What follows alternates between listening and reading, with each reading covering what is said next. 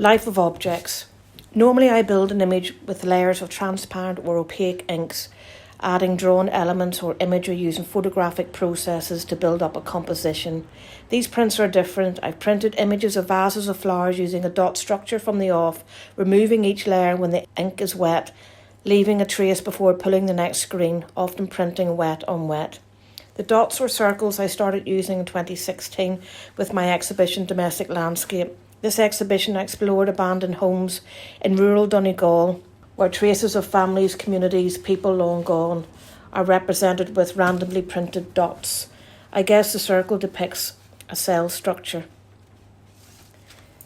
Here the circles are not randomly placed but uniform and structured, a contrast to the organic matter. I think of them as energy of sorts.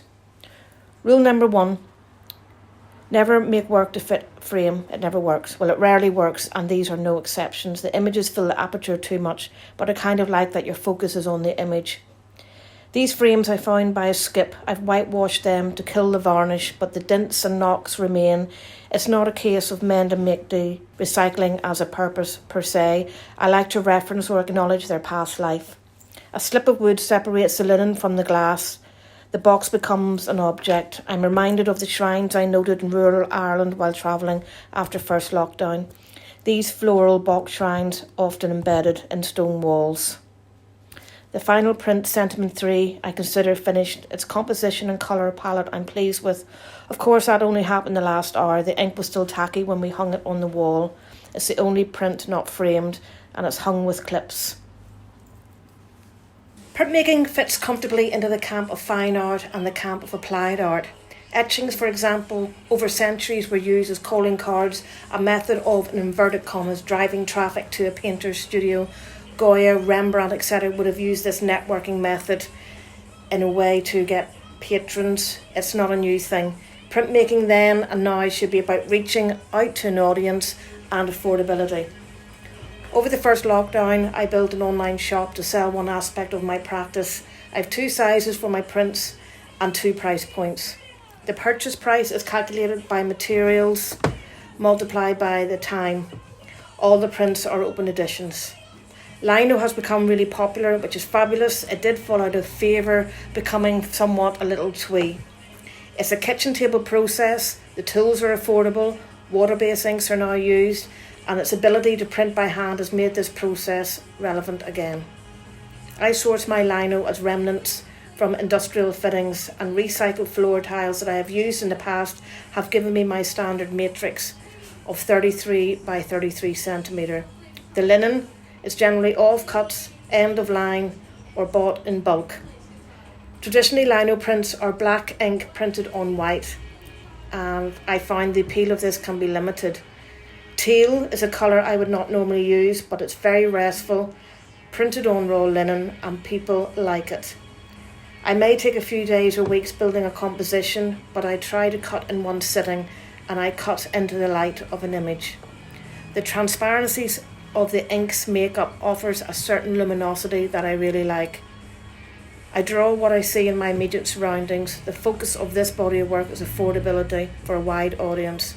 It's a business. So finally, some would say the most important part of an artistic practice is facilitation. Although I don't have a strict definition to define or separate day to day, I generally work with 2 art organisations, the Prison Art Foundation and the Dunkirk Art Centre. During lockdown, like most of us, I've been clearing out, in my case 30 years of work, moving into a studio and reliving past periods of work with rediscovery of sketchbooks, folders of prints, etc.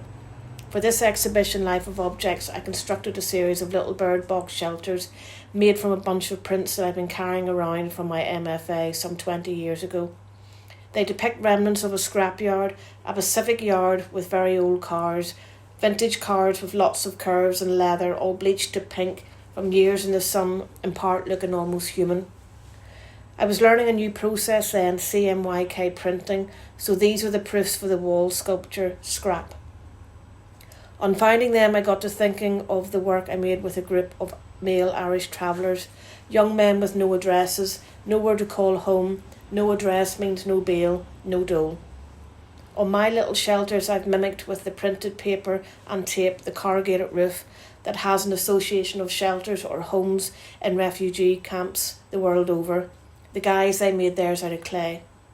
What happens with facilitation when working on important, sensitive subjects is the time when making and creating to kick back and engage in conversation around a shared subject, in this instance their nomadic life. This motivated the discussion of refugees. Putting themselves as the first person in the context of a camp, maybe thinking about specifics of their personal home life, these questions arose. Who is supporting the single mother with autistic twins? Who is administering the insulin to the diabetic? Who is supporting the man in the wheelchair? This conversation and these questions with unknown answers resonates even now with me. To have a house with no support is just an empty shell. And I fear when we move further into this year and next year of the pandemic, but let's be honest, all walks of life, but especially marginal groups, will feel the cruel impact of COVID-19.